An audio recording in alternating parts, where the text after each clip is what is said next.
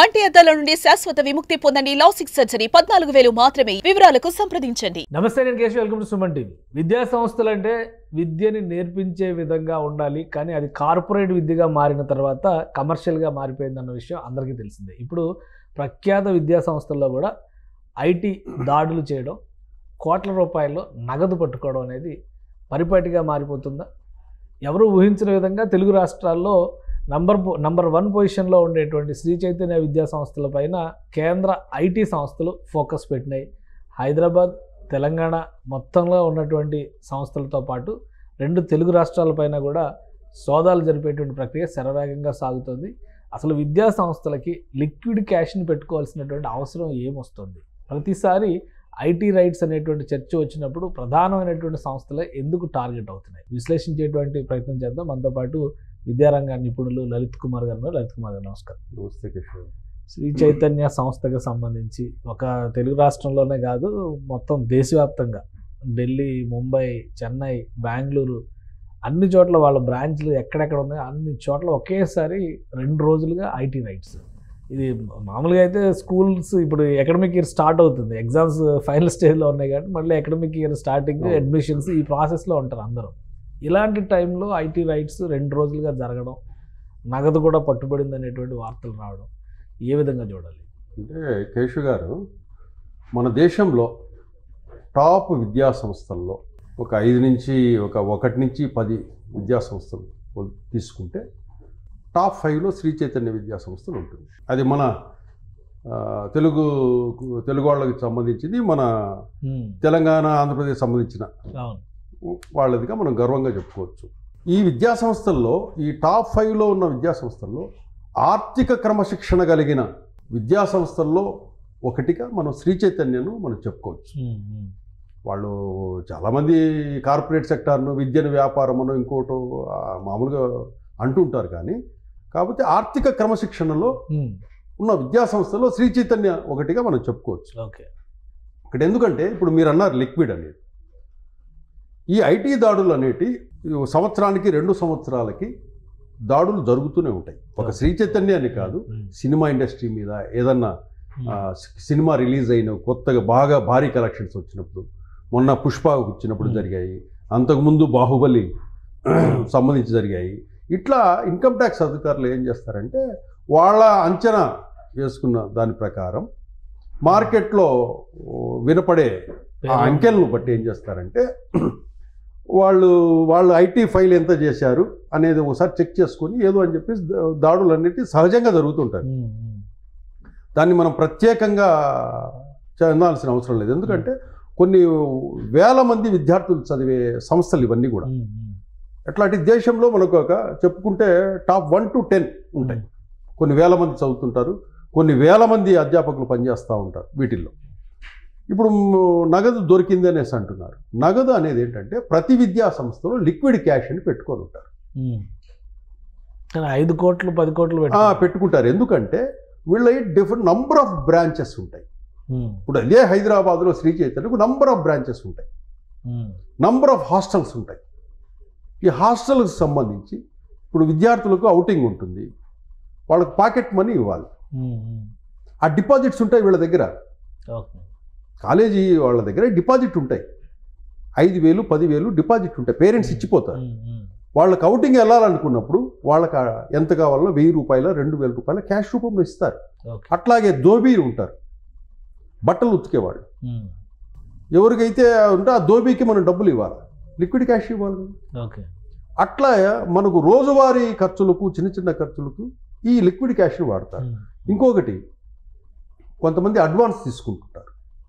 చిన్న ఎంప్లాయీస్ పనిచేసేవాళ్ళు ముందుగా అడ్వాన్స్ రూపంలో ఏదైనా అవసరం వచ్చింది వాళ్ళని ఏం చేస్తారంటే పర్సంటేజ్ చాలా తక్కువ ఉంటుంది కదా. ఇప్పుడు ఇక్కడ ఐటీ నుంచి వస్తున్నటువంటి ఇన్ఫర్మేషన్ ప్రకారం ఫీజులు పేమెంట్కి ఒక రకమైన సాఫ్ట్వేర్ వాడుతున్నారు. అలానే వీళ్ళు ట్యాక్సేషన్ విషయంలో ట్యాక్స్లు పేమెంట్ చేయడానికి ఇంకో రకమైన సాఫ్ట్వేర్ని వాడుతున్నారు. చెల్లిస్తున్నటువంటి ఫీజులకి వీళ్ళు కడుతున్నటువంటి పన్నులకి మ్యాచ్ కుదరట్లేదు, ఎక్కువ వసూలు చేస్తున్నారు. విద్యార్థులు ఎట్లయితే ఇప్పుడు విద్యార్థుల తల్లిదండ్రులు ఏం బాధపడుతున్నారు, ఎక్కువ ఫీజులు వసూలు చేసి బాధపడేస్తున్నారు అనేటువంటి ఆందోళన ఉంటుంది. కానీ రికార్డుల ప్రకారం మాత్రం తక్కువ ఫీజులు వెళ్తున్నట్టుగా రికార్డులు చూపిస్తున్నాయి. అందుకని ఐటీ శాఖ ప్రత్యేకంగా దృష్టి పెట్టింది ఈ శ్రీ చైతన్య సంస్థ మీద. అందుకని దేశవ్యాప్తంగా ఒకేసారి రైడ్స్ మొదలుపెట్టారు వీళ్ళు. అంటే నిజంగా అవకాశం ఉంటుందా అసలు విద్యార్థులకి సంబంధించి కానీ లేదా ఒక విద్యా సంస్థ కట్టేటువంటి పన్నుల విషయంలో ఇలాంటి ఎగవేత చర్యలకు పాల్పడేటువంటి అవకాశాలు ఉంటాయా? అంటే అది సాధ్యం కాదు. ఎందుకంటే కేశవ్ గారు, ఇక్కడ మీరు శ్రీ చైతన్య అనే ఒక పేరు చూస్తున్నారు చెప్తే అది ఒక బ్రాండ్ వచ్చింది కాబట్టి అలా అంటున్నారు తప్పితే Shri Chaitanya education society, Shri Chaitanya and different companies ఉన్నాయి. అంటే కంటెంట్కి సంబంధించిన ఒకటి ఉంటుంది, కాలేజీలకు సంబంధించిన ఒక ఆర్గనైజేషన్ ఉంటుంది, స్కూలుకు సంబంధించిన ఒక ఆర్గనైజేషన్, డిఫరెంట్ ఆర్గనైజేషన్స్ ఉన్నాయి. ఇప్పుడు ఏమవుతుందంటే మనము ఫీజు కట్టేటప్పుడు సాఫ్ట్వేర్ అంటారు. ఏ సంస్థకు కూడా ఏం చేస్తారంటే ఒక సాఫ్ట్వేర్ ఉంటుంది వాళ్ళ సంస్థకు సంబంధించి, వాళ్ళకు ఎట్లా క్లారిటీగా ఉండేటట్లు వాళ్ళు డిజైన్ చేసుకుంటారు సాఫ్ట్వేర్ని. అది మామూలుగా బయట కూడా అమ్ముతుంటారు సాఫ్ట్వేర్స్ ఇవి ఈ ఫీ స్ట్రక్చర్కి సంబంధించి. అటువంటి సాఫ్ట్వేర్స్లో మనం ఫీజు కడుతున్నాడు బాగానే ఉంది, ఫీజుకి రిసిప్ట్ ఇస్తున్నాడా లేదనేది ముఖ్యం మనం. ఎందుకంటే అది ఓపెన్ ప్లాట్ఫామ్ కదా సాఫ్ట్వేరు. ఇప్పుడు మీ దగ్గర ఉన్నది ఆఫీసులో ఉన్నది, రేపు ఏ అధికారి వచ్చినా అదే చూస్తాడు. మనము ఫీజు స్టూడెంట్ దగ్గర తీసుకున్నప్పుడు మనం రిసిప్ట్ ఇస్తున్నామా లేదా అనేది కావాలి కదా. ఇప్పుడు మనము క్యాష్ అన్నారు, క్యాష్ మనం ఇచ్చేటప్పుడు ఓచర్ రాయించుకొని ఇస్తారు కదా. క్యాష్ అనేది ప్రతి విద్యా సంస్థలో మామూలుగా అయితే మన చిన్న సంస్థలు ఏం చేయాలంటే పెట్టి క్యాష్ అంటారు. అట్లాగే ఈ కొన్ని వందల సంఖ్యలో బ్రాంచులు ఉంటాయి కాబట్టి దానికి సంబంధించిన హాస్టల్కి సంబంధించిన వ్యవహారాలు కానివ్వండి, దేనికైనా కూడా ఒక లిక్విడ్ క్యాష్ పెట్టుకొని ఉంటారు. అవి 1000, 2000 ఇవన్నీ ఇట్లా ఉంటాయి. వీటికి 1000, 2000, 5000కు ఇట్లాంటివి ఆన్లైన్ ట్రాన్స్ఫర్స్ ఇవన్నీ ఉండవు. ఓచర్ మీద రాసేసుకుంటారు, ఓచర్ మీద రాసేసుకుని సైన్ తీసుకుంటుంటారు. అంతే తప్పితే ఇప్పుడు ఆన్లైన్ వ్యవస్థ లేకపోతే ఇప్పుడు లిక్విడ్ ఎంత దొరికింది మీకు? శ్రీ చైతన్య విద్యాసంస్థ దేశవ్యాప్తంగా చేస్తే ఇప్పుడు మీకు 5 కోట్లు. అంటే అది గతంలో కూడా 5 ఏళ్ల క్రితం జరిగినప్పుడు కూడా రైడ్లో ఒక 11 కోట్ల దాకా పట్టుబడి లిక్విడ్ ఉంటుంది కేశవ్ గారు. లిక్విడ్ అనేది ఏ విద్యా సంస్థలైనా ఉంటుంది. కాబట్టి దాన్ని మనం ఐటీ శాఖ దీన్ని ఒక నేరంగా పరిగణించడానికి కానీ లేదా పన్ను ఎగవేతకి కారణాలను వెతికేటువంటి క్రమంలో, ఎందుకంటే రికార్డ్స్ అన్ని వెరిఫై చేస్తారు. అవును, వెరిఫై ఆధారాలు దొరికితే ఎలాంటి చర్యలు తీసుకోవచ్చు? వీళ్ళకి ఎప్పుడు కూడా మనకు ఇన్కమ్ ట్యాక్స్ జరిగినప్పుడు ఒకవేళ లిక్విడ్ దొరికింది అనుకోండి, అది మనకు ట్యాక్స్ పేలు చూపించినప్పుడు ఏం చేస్తారంటే ఆ అమౌంట్కి సంబంధించిన పెనాల్టీ వేస్తారు. Okay okay. అంటే వీళ్ళు రీజన్ కూడా చెప్తారు ఎందుకు లిక్విడ్ మేము పెట్టుకోవాల్సి వచ్చింది. రోజువారీ ఖర్చులు ఉంటాయి, ఈ రోజువారీ ఖర్చులకు క్యాష్ అంటే డిఫరెంట్ క్యాంపసెస్ పంపించాలి కదా. ఒక క్యాంపస్కు మీకు 1,00,000, 2 లక్షల రూపాయలు డిపాజిట్ ఉండాలి కదా ఎప్పటికైనా సేఫ్గా ఉండేటట్టు. హాస్టల్స్లో ఉండాలి క్యాష్ ఎప్పటికైనా. ఇప్పుడు విద్యార్థులకు సంబంధించి ఇమ్మీడియట్ క్యాష్ కావాలా, ఏదైనా అవసరం పడింది, అవుటింగ్ వెళ్తున్నారు, అంటే సెంట్రల్ ఆఫీస్లో దొరికిన అమౌంట్ అయ్యడానికి అవకాశం ఉంది. సెంట్రల్ ఆఫీస్లో ఉన్న అమౌంట్ ఎందుకంటే ఎప్పుడు ఏది అవసరమైతే అది డిస్పచ్ చేస్తుంటారు. ఏదే ఒక్కో క్యాంపస్కి మాకు 1,00,000 రూపాయలు కావాలండి, 2 లక్షలు కావాలండి అంటే కనుక క్యాష్ పంపిస్తుంటారు. అది ఉంటుంది తప్పితే అది దీంతో పోల్చుకుంటే వెరీ స్మాల్ అమౌంట్ అది క్యాష్ కూడా. కాబట్టి మనము దాన్ని భూతత్వంలో చూసి చేయటం కంటే ఇప్పుడు శ్రీ చైతన్య అండర్లో డిఫరెంట్ ఆర్గనైజేషన్స్ ఉంటాయి. మనకు కనపడేది శ్రీ చైతన్య బ్రాండ్ అందరికీ తెలుసు కాబట్టి ప్రతి ఒక్కరు ఏం చేస్తారంటే శ్రీ చైతన్య అంటుంటారు. కానీ అంటే లెక్కల్లో చాలా గద్దరగోళాలు సృష్టించారు, సీజ్ చేసే అవకాశం ఉంది, ఈ సమాచారం కూడా వస్తుంది. ఇదేంటంటే అండి, కార్పొరేట్ కాలేజీలు అంటే మీడియా కూడా కొద్దిగా అత్యుత్సాహం చూపుతుంది. మూసేస్తున్నారని.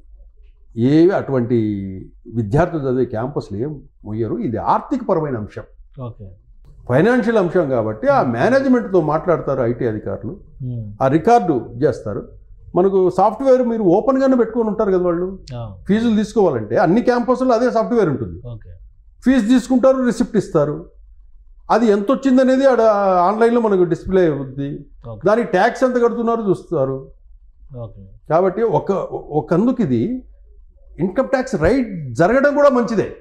ఇన్కమ్ ట్యాక్స్ రైట్ జరగడం కూడా మంచిదే. ఎందుకంటే విద్యా సంస్థలు కూడా జాగ్రత్తగా ఉంటాయి, పేరెంట్స్ కూడా రిసిప్ట్ అడుగుతారు.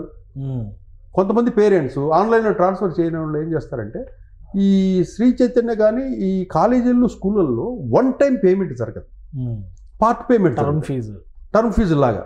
ఒక టర్మ్ ఏం చేస్తాడంటే ఆన్లైన్లో పే చేస్తాడు, ఒక టర్మ్ ఏం చేస్తాడంటే నా దగ్గర లేదండి క్యాష్ ఉందండి అని అంటాడు. ఆ క్యాష్కి రిసిప్ట్ చేసుకుని మళ్ళీ దాన్ని ఎంట్రీ చేసుకోవాలి.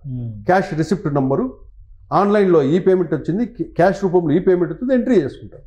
అట్లా పేరెంట్ ఒకటేసారి కట్టడు, ఒకటేసారి పేమెంట్ చేసే పక్షంలో అయితే కనుక చేయొచ్చు. ఇంకోటి ఇక్కడ బుక్స్ ఉంది, స్కూల్ డ్రెస్ ఉంది, ఇట్లా డిఫరెంట్ ఉన్నాయి. అవే అన్ని డిఫరెంట్గా వసూలు చేశారు. వసూళ్ళు ఏవి కూడా ఇందులో చూపించారు. వసూళ్ళు అని కాదు, ఎప్పుడు కూడా స్కూల్ డ్రెస్ అనేది ఉంటుంది అనుకోండి, అది ఇంకొకరు ఎవరికైనా కాంట్రాక్ట్ ఇచ్చింటారు, థర్డ్ పార్టీ, అది వాళ్ళకి సంబంధించింది. బుక్స్ మెటీరియల్కి సంబంధించింది. ఆ మెటీరియల్కి సంబంధించి ఒక సంస్థ ద్వారా ఆ మెటీరియల్ ఎంత 5,000 అవుతుందో 6,000 అవుతుందో దానికి రిసిప్ట్ ఇస్తారు. మనం ఎప్పుడు కూడా డబ్బు తీసుకొని మీరు రిసిప్ట్ ఇవ్వకపోతే మనం ప్రశ్నించవచ్చు. ఓకే, డబ్బు తీసుకొని మనం ఏదైనా సంస్థ రిసిప్ట్ ఇచ్చినప్పుడు అది మనకు లెక్కలేక వచ్చినట్టే లెక్క. ఇప్పుడు మీరు అన్నట్లు క్యాష్ దొరికిందనేది మాత్రం అది వాస్తవమే, దొరికింటుంది. ఎందుకంటే అన్అకౌంటెడ్ క్యాష్ ఉంటే మాత్రం పెనాల్టీలు పడే అవకాశం, ప్రతిదీ కూడా మూతపడే అవకాశం మాత్రం లేదు. చిచ్చి అది ఊరికి అట్లా ప్రచారం చేస్తారు. ఏ విద్యా సంస్థ కూడా మూతపడే అవకాశం లేదు. ఈ చైతన్య ఒకటే కాదు, రేపు నారాయణలో జరిగినా ఇంకోటి జరిగినా ఏ సంస్థలో జరిగినా కూడా సంస్థలే మూతపడవు. ఇది చిన్న ఆర్థికపరమైన ఇష్యూ కాబట్టి దానికి ఐటీ డిపార్ట్మెంట్స్ పెనాల్టీ వేస్తాయి. ఆ పెనాల్టీలు పే చేస్తారు. ఏదైనా కరెక్షన్స్ ఇలా ఉండాలి చేయాలంటే కనుక ఆ కరెక్షన్స్ ప్రకారం వీళ్ళు చేంజ్ చేసుకుంటారు. ఏదైనా ఉంటే కానీ ఈ లిక్విడ్ అనేది ప్రతి విద్యా సంస్థలో ఉంటుంది. శ్రీ చైతన్య విద్యా సంస్థలు లాంటి సంస్థల్లో 5 కోట్లే లిక్విడ్ క్యాష్ దొరకడం చాలా చిన్న అమౌంట్ అది. అది కేశవ్ గారు. రైట్, థ్యాంక్ యూ లలిత్ గారు విశ్లేషణ అందించింది. ఇది శ్రీ చైతన్య సంస్థలో ఒక 5 కోట్ల వరకు నగదు పట్టుబడింది అనేటువంటి సమాచారం. 2 రోజులుగా ఐటీ శాఖ సోదాలు జరుపుతుంది. మొత్తం 2 తెలుగు రాష్ట్రాల్లో ఉన్న బ్రాంచ్లు, దేశవ్యాప్తంగా ఉన్నటువంటి శ్రీ చైతన్య సంస్థ కార్యాలయాలపైన ఫోకస్ పెట్టినట్టుగా సమాచారం ఉంది. అయితే ఇది రెగ్యులర్గా జరిగేటువంటి చెక్కింగ్లో భాగంగా ఉన్నటువంటి ప్రక్రియ అని లలిత్ గారు విశ్లేషిస్తున్నారు. ఇక పట్టుబడినటువంటి నగదు విషయంలో లెక్కలు సరిగా చూపించలేకపోతే దానికి సంబంధించి పెనాల్టీలు విధించేటువంటి అవకాశం ఉంటుంది. కాలేజీలు, స్కూల్స్ మూతపడతాయి అనేటువంటి ప్రచారాన్ని నమ్మాల్సిన అవసరం లేదని ఆయన వివరిస్తున్నారు. ఇది special discussion. Keep watching. Suman టీవీలో మీ పర్సనల్ అండ్ బిజినెస్ ప్రమోషన్స్ కోసం కింది నెంబర్కి కాంటాక్ట్ చేయండి.